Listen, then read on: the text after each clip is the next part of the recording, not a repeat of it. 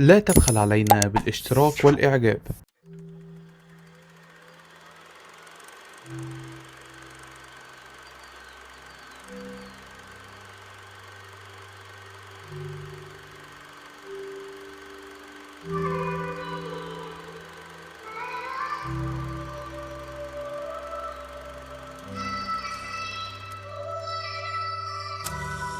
فلسطين، أرض الكنعانيين العرب الأوائل، تم استيطانها قبل 3000 قبل الميلاد، أي أكثر من 5000 سنة. ومن ثم تعاقبت على تلك المنطقة عدة شعوب عربية أخرى.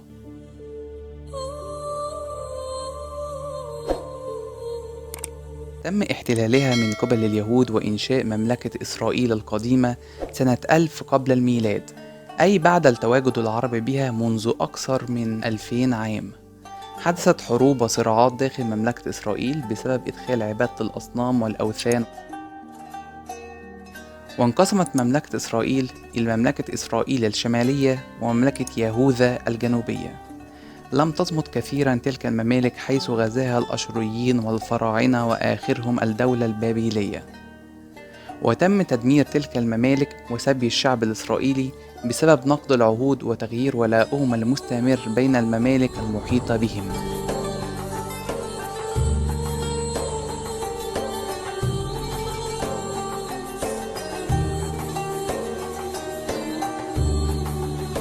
بعد فترة هاجر قليل من اليهود إلى الأراضي الفلسطينية بجانب العرب مرة أخرى، وقد لقوا أشد العذاب من قبل الاحتلال الروماني بسبب كثرة فتنهم وثوراتهم ضد الرومان، مما أدى إلى طردهم مرة أخرى من فلسطين.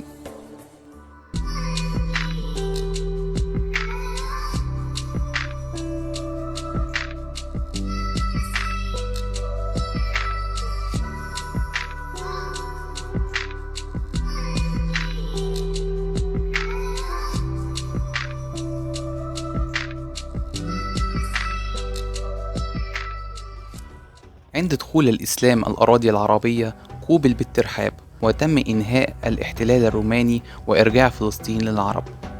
بعد ذلك ب500 عام توالت عليها عدة حملات صليبية، ولكن تم إرجاع فلسطين للعرب على يد القائد صلاح الدين الأيوبي. توالت على الأراضي الفلسطينية عدة خلافات إسلامية، آخرهم الخلافة العثمانية، إلى أن انتهت الدولة العثمانية وأصبحت تحت الانتداب البريطاني.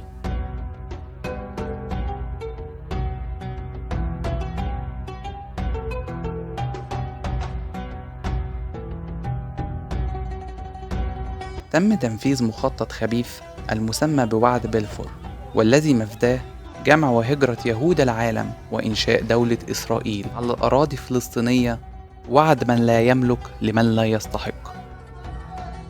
من المضحك ذلك النص في الوثيقة: لن يؤتى بعمل من شأنه أن ينتقص من الحقوق المدنية والدينية التي تتمتع بها الطوائف غير اليهودية المقيمة في فلسطين. تم اعتماد تلك الوثيقة للتنفيذ في اتفاقية باريس سنة 1919، وذلك بالطبع لأهدافهم السياسية البحتة وليست الدينية كما يزعمون، وذلك بزرع دولة حليفة لهم في الشرق الأوسط.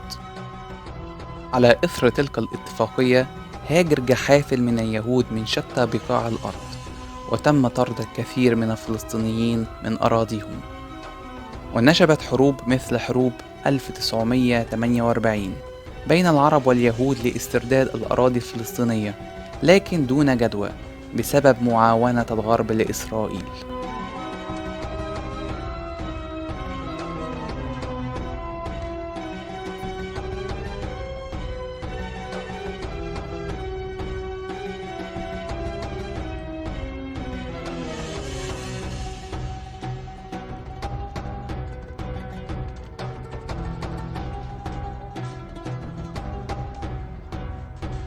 منذ ذاك الحين وهناك عمليات طرد وتهجير ممنهجة لعرب فلسطين، الأمر الذي أدى إلى خسارة عرب فلسطين جميع أراضيهم باستثناء قطاع الضفة الغربية وقطاع غزة الذي كان تابع لمصر وتركته للفلسطينيين.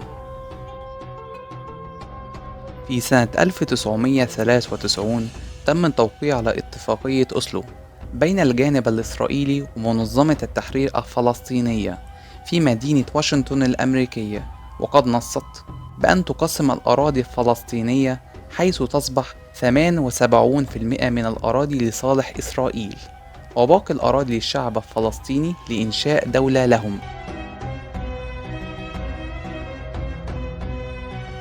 ولكن تم تعطيل ونقض تلك الاتفاقية من الجانب الإسرائيلي كما هو المعتاد، والآن في سنة 2021 يتم تنفيذ آخر المخطط وطرد الشعب الفلسطيني نهائيا وبناء مستوطنات إسرائيلية على ما يتبقى من الأراضي.